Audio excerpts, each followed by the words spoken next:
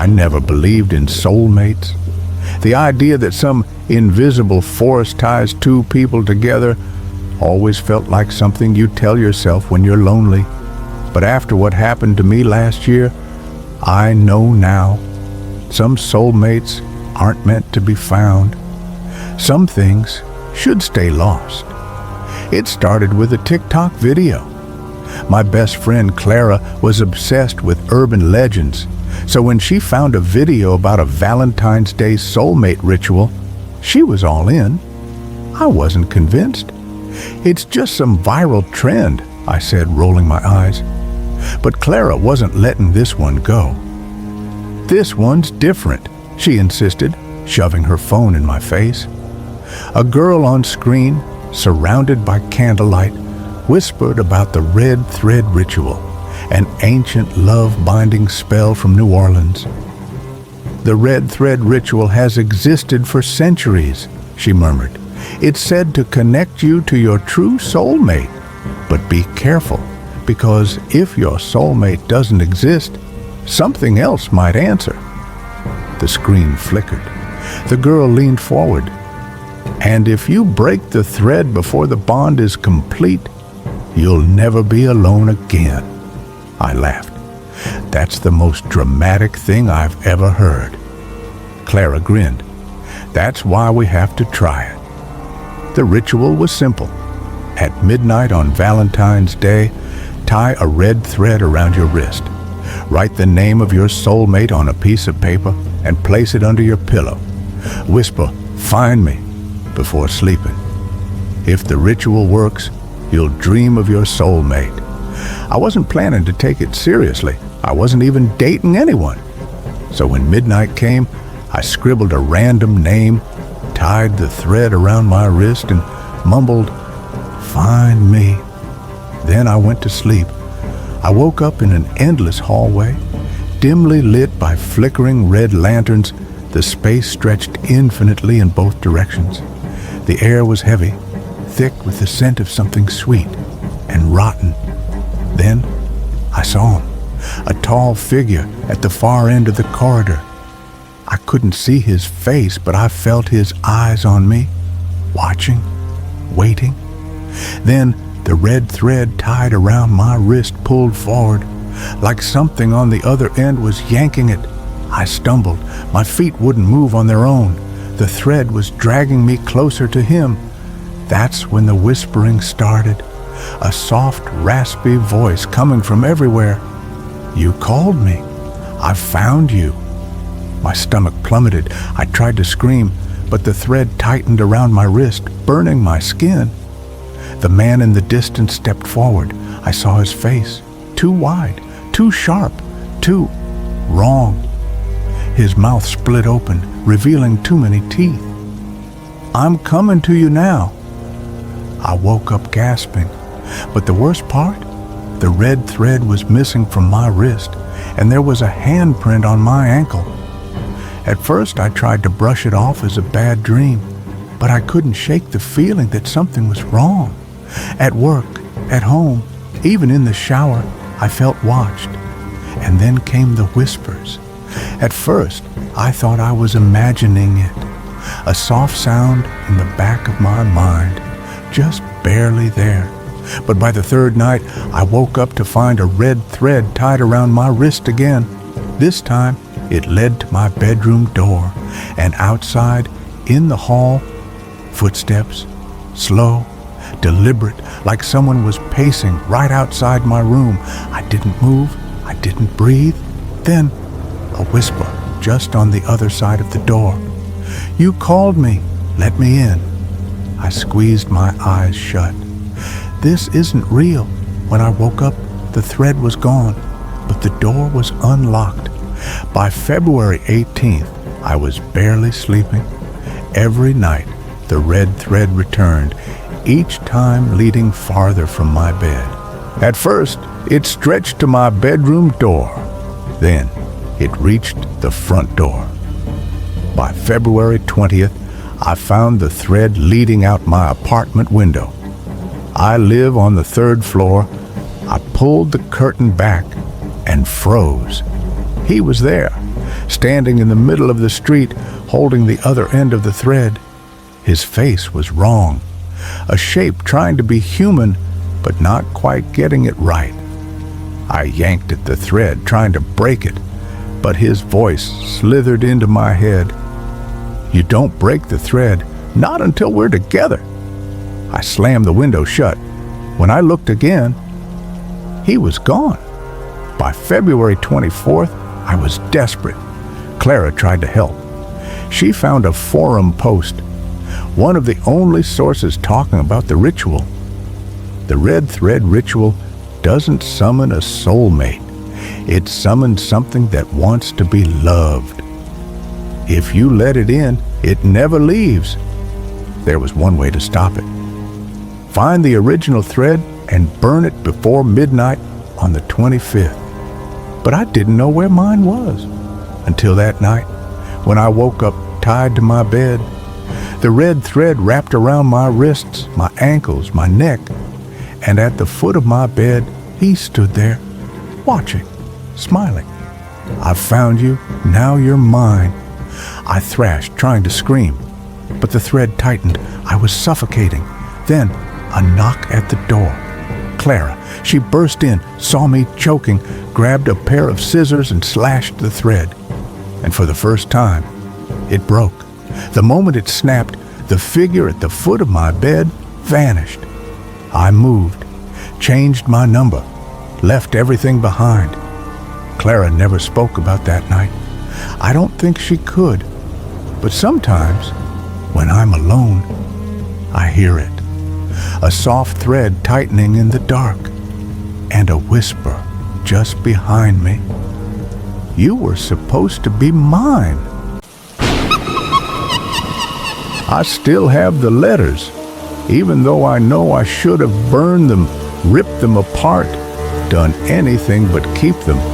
But they were from her, and no matter how much I try to convince myself otherwise, she's still writing me, even though she's been dead for 2 years.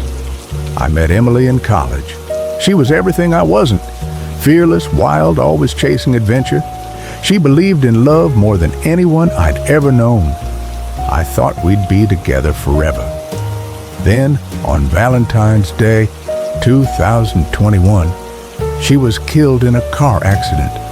One moment, we were laughing, talking about the future. The next, I was identifying her body in a cold, sterile morgue. They told me she died instantly. No pain. But that didn't make it easier. I stopped celebrating Valentine's Day after that. I stopped everything.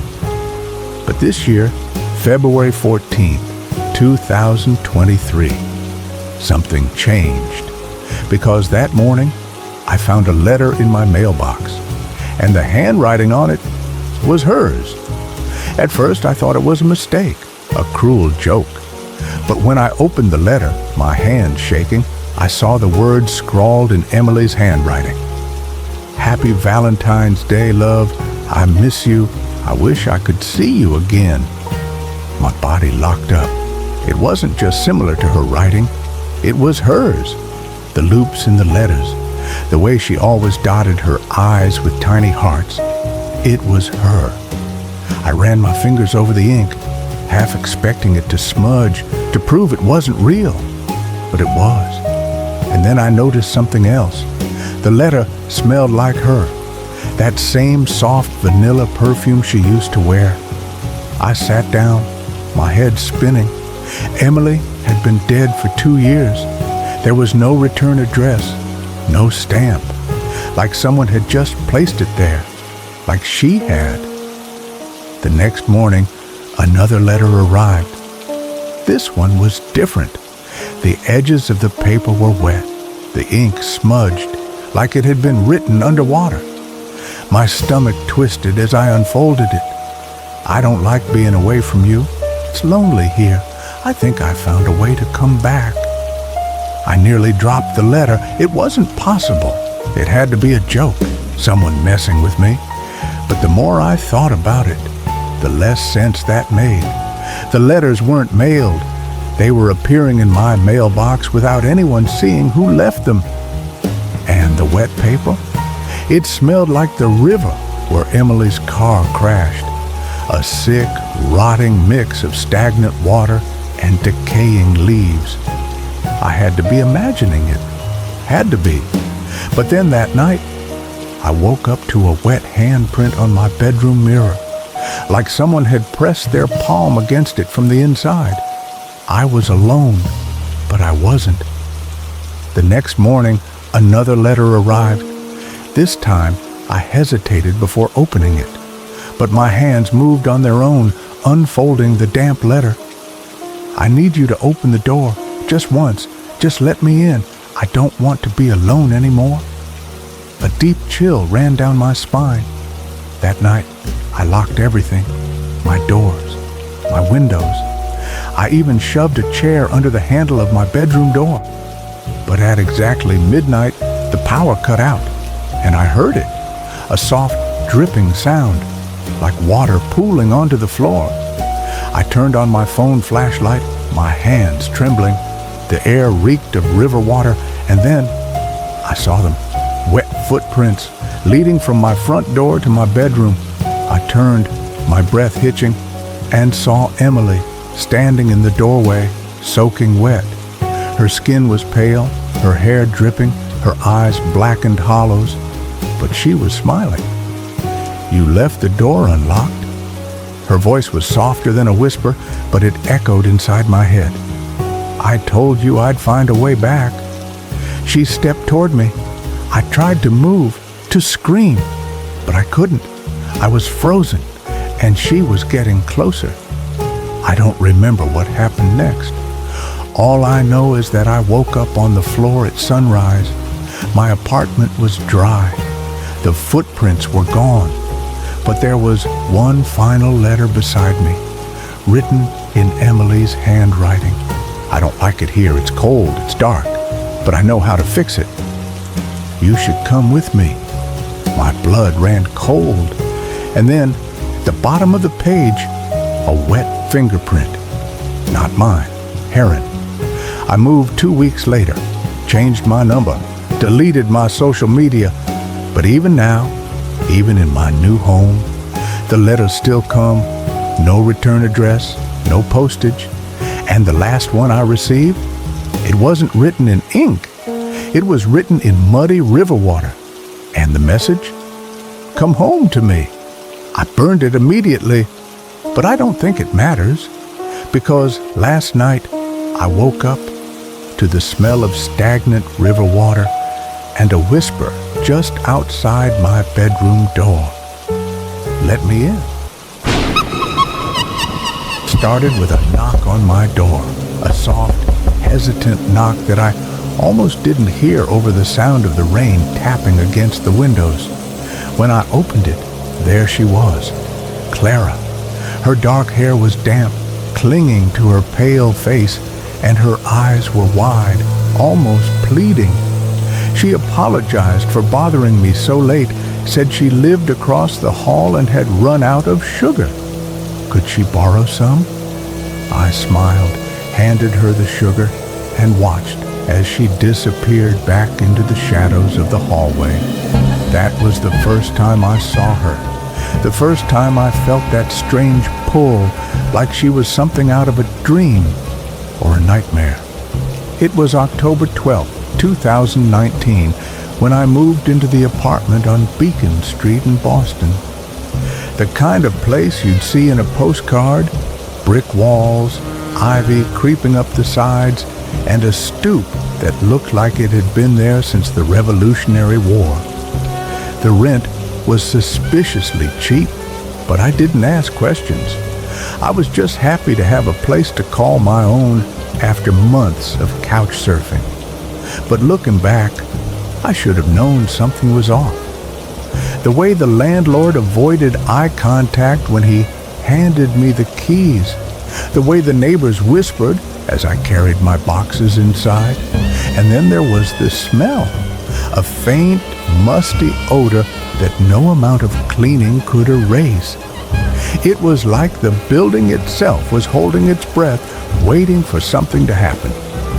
But I didn't notice any of that at first, not until I met her. Her name was Clara.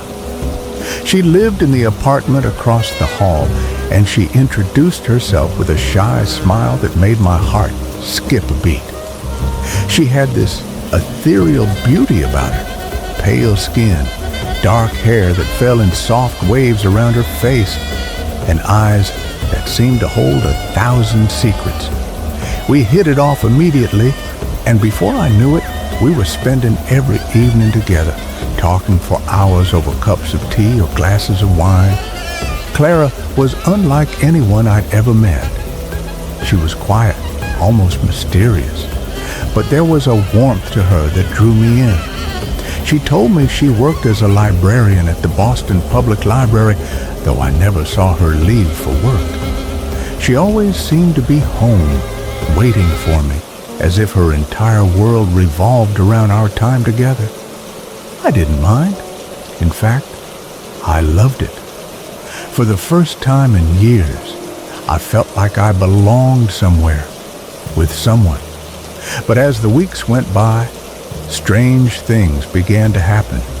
Small things at first, like the temperature in my apartment dropping suddenly even though the heat was on full blast, or the sound of footsteps in the hallway outside my door when I knew no one was there. I'd hear whispers late at night, soft and indistinct, like someone was speaking just out of earshot. I told myself it was just the old building settling, or maybe my imagination running wild.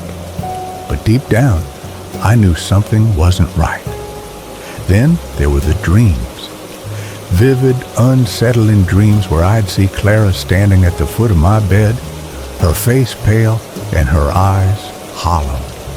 She'd reach out to me, her fingers brushing against my skin, and I'd wake up gasping for air, drenched in sweat. I tried to shake it off, to convince myself it was just stress or lack of sleep. But the dreams kept coming, each one more intense than the last. One night, after a particularly bad dream, I decided to confront Clara. I knocked on her door, my heart pounding in my chest. She answered almost immediately, as if she'd been waiting for me. Her smile was as warm as ever, but there was something in her eyes, something dark and unreadable. "Clara," I began, my voice trembling, "I need to ask you something. Have you been in my room at night?" She tilted her head, her expression one of genuine confusion. "Of course not. Why would you think that?" I hesitated, unsure of how to explain the dreams, the whispers, the cold spots. But before I could say anything, she reached out and took my hand. Her touch was ice cold, sending a shiver down my spine. "You've been working too hard," she said softly. "You need to rest. Come, sit with me." I let her lead me to the couch, my mind still racing. But as we sat there talking and laughing like we always did, the fear began to fade.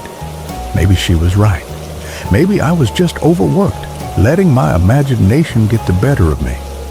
But then, a few days later, I found something that shattered any illusion of normalcy. I was cleaning out a closet in my apartment, trying to make more space, when I stumbled upon an old box tucked away in the corner. Inside were photographs, letters, and a diary. The photos were of Clara, or at least someone who looked exactly like her, but the dates on the back of the photos were from the 1940s. My hands shook as I flipped through the diary. It belonged to a woman named Clara Whitaker, who had lived in the apartment building in the 1940s. She wrote about her life, her dreams, and her love for a man named Thomas. But the last entry was different. It was frantic, almost illegible, as if written in a state of panic. "He's gone. Thomas is gone. They took him away, and now they're coming for me. I can hear them outside my door. I don't have much time. If anyone finds this, please tell Thomas I love him. Tell him I'll wait for him no matter how long it takes. The entry ended abruptly, and there was nothing else in the diary. My mind raced as I tried to make sense of what I was reading. Was this some kind of elaborate prank? Or was it possible that Clara, my Clara, was the same woman from the 1940s? I needed answers. I went to the local library and spent hours digging through old newspapers and records. What I found made my blood run cold. Clara Whitaker had indeed lived in the building in the 1940s. She had been engaged to a man named Thomas, but he had died in a tragic accident just weeks before their wedding. Clara had been devastated, and according to the records, she had taken her own life shortly after. I felt sick to my stomach.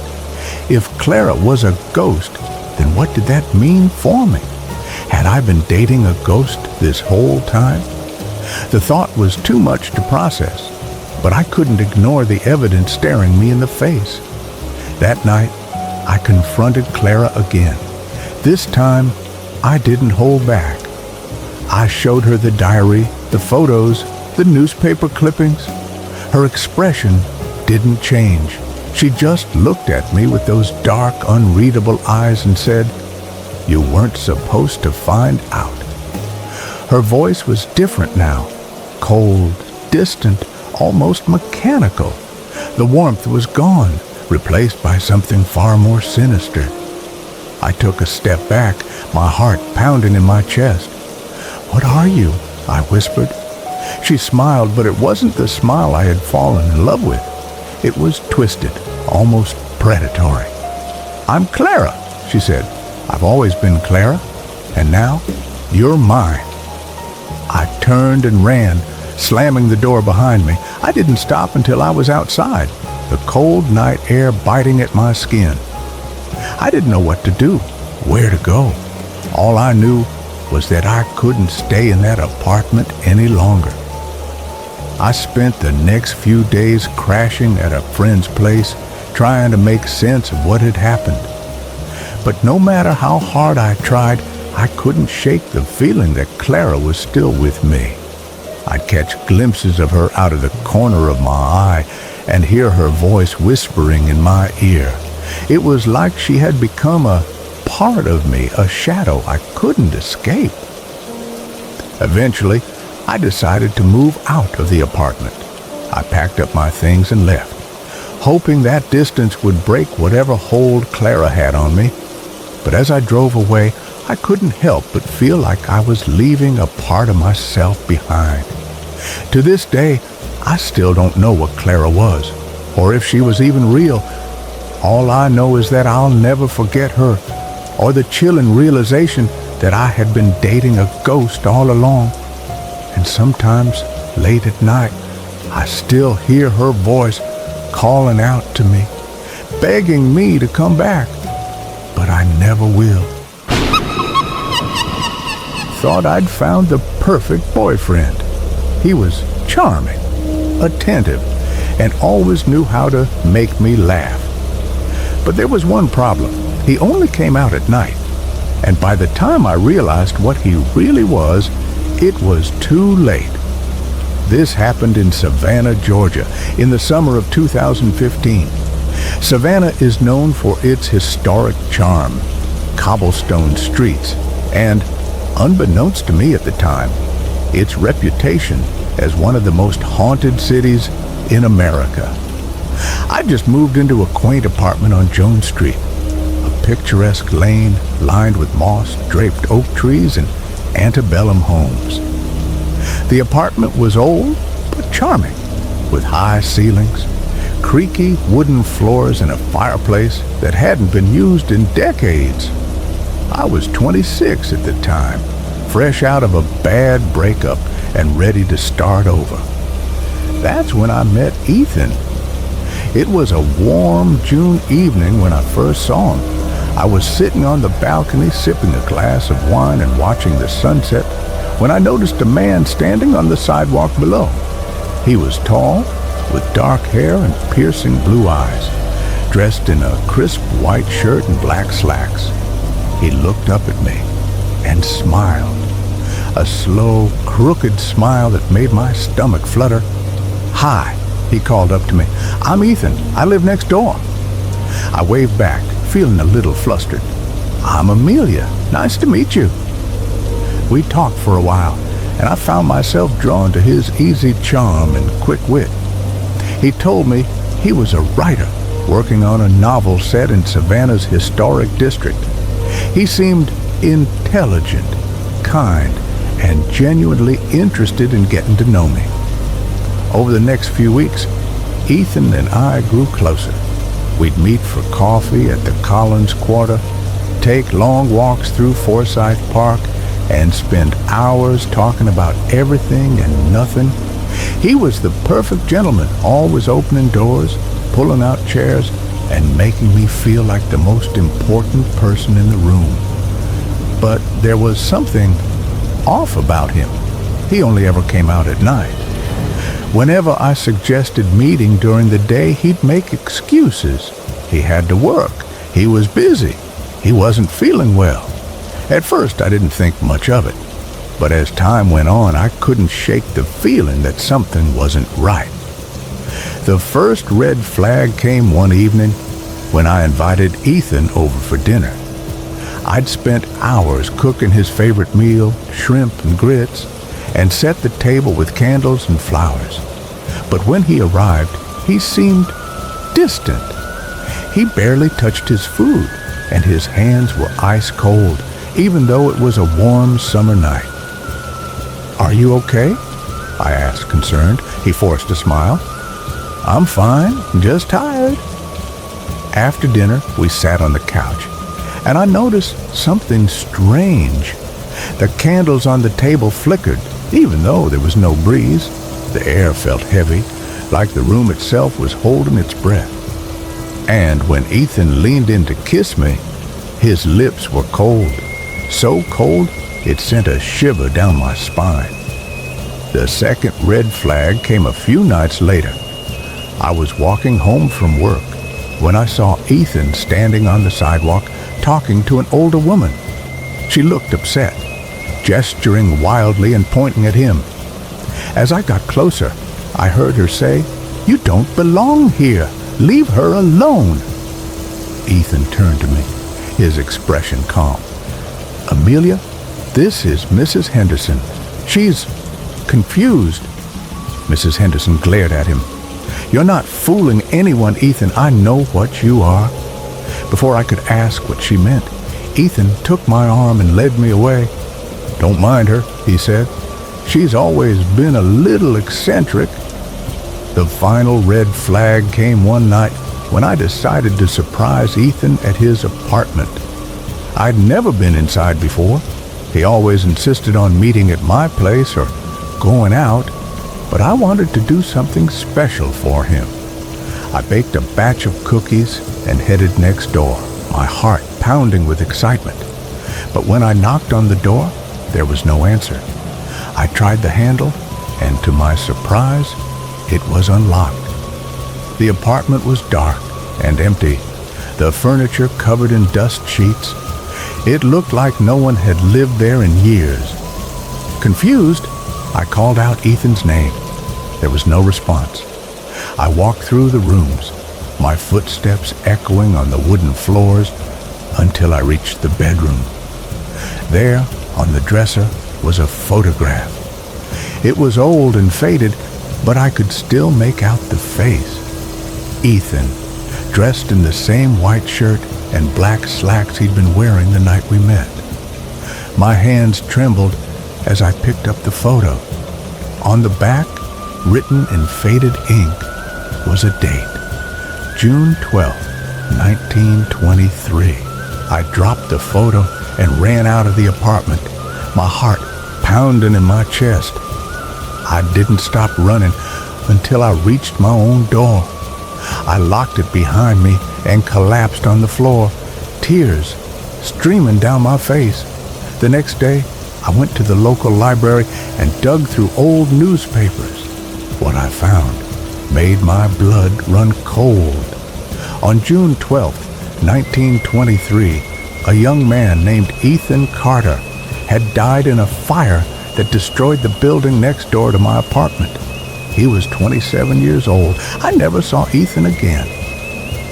I moved out of the apartment a week later, unable to shake the feeling that he was still watching me.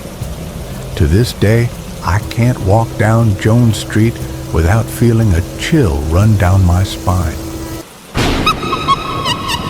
I never liked dating apps. To me, they always felt like a game. Just a bunch of people swiping left and right, deciding whether someone was worth their time in less than a second. But after what happened last Valentine's Day, I know now. Some people on there aren't even alive, and once you match with them, they never let you go. I was alone on Valentine's Day 2023. All my friends were out with their dates, posting pictures of candlelit dinners and expensive wine, while I sat at home in my apartment, flipping through Netflix, debating whether to start another horror movie. Then, in a moment of boredom, I made the worst decision of my life. I opened Soul Match, a dating app I had barely used. I had no expectations, just swiping through faces, half paying attention, barely looking. Then a notification popped up. "You have a new match. Say hi to Olivia." I frowned.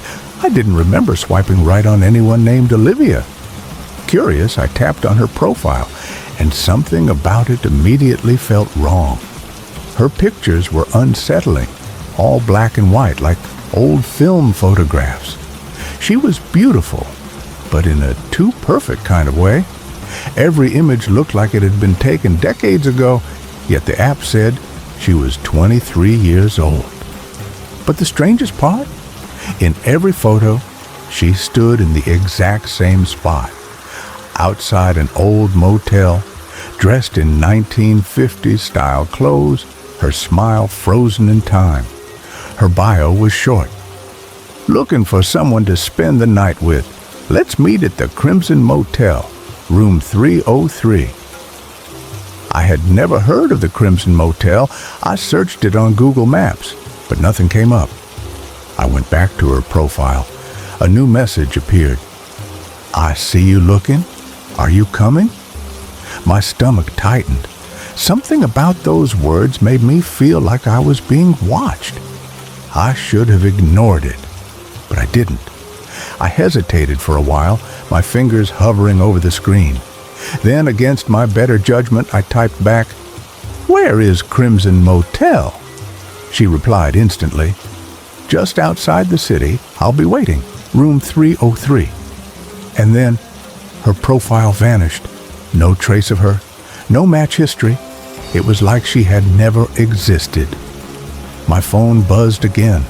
A Google Maps notification. Directions to Crimson Motel, 11 miles away. My blood ran cold. I had never entered an address. I should have closed the app, deleted my account, and gone to sleep.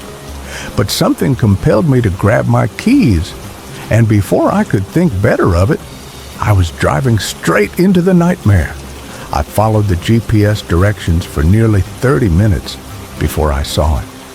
The Crimson Motel stood alone off an abandoned highway, hidden behind a row of dead, gnarled trees. It looked out of time, like something straight out of the 1950s, trapped in a world that had long since moved on. The neon sign flickered, buzzing like an old radio struggling for a signal.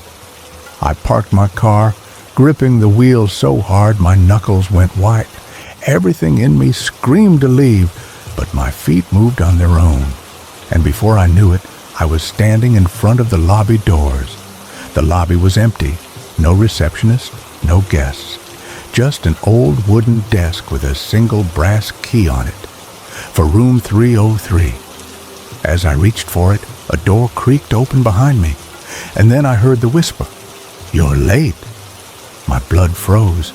I turned, but no one was there. The hallway lights flickered, casting long shadows toward the far end. Something lurched inside me, an instinct so primal it felt ancient. Leave now. But instead, I picked up the key. My heart hammered as I reached the door to room 303. I pushed it open. The room was old, dust-covered furniture, rotting wallpaper peeling at the edges. And then I saw her, Olivia. She sat on the edge of the bed, wearing the same dress from her profile picture, her face hidden behind dark curls of hair. The air was wrong, too cold, too still. The door slammed shut behind me. I whirled around, grabbing the handle, locked. My breathing hitched. Then Olivia spoke. "You came for me." Her voice was low, like someone talking from underwater. "What do you want?" I whispered. She lifted her head, and I screamed. Her face was half decayed, skin peeling from bone, lips split down the middle, eyes missing, just black, gaping holes where they should be. "You swiped right," she hissed. "That means you're mine now." The walls shook, the lights flickered, and the floor began to cave beneath me. I grabbed for the door, pulling, yanking, but the knob was ice cold, burning my skin. Then Olivia stood up. "I've been waiting a long time," she whispered. "Now you can stay forever." She lunged at me. I don't remember how I got out. I woke up in my car, parked in an empty lot. No motel, no Olivia. Just a single brass key sitting in my passenger seat. For room 303. I checked my phone. The Soul Match app was gone, like it had never existed. But in my messages, a new notification. "Come back, I'll be waiting." That was a year ago, and every Valentine's Day since, I wake up to find the brass key on my nightstand, no matter where I go, no matter how far I run. And last night, at exactly midnight, my phone buzzed. A new match notification. "Olivia has super liked you," and the message below. "You can't ignore me forever." I threw my phone across the room, but I know it won't matter, because one day I'll have to sleep. And when I do, I'll wake up in room 303. If you enjoyed these terrifying Valentine's Day horror stories, make sure to hit that subscribe button and turn on notifications. We have even more spine-chilling stories coming your way, and you don't want to miss them. Stay tuned for the next nightmare, if you dare.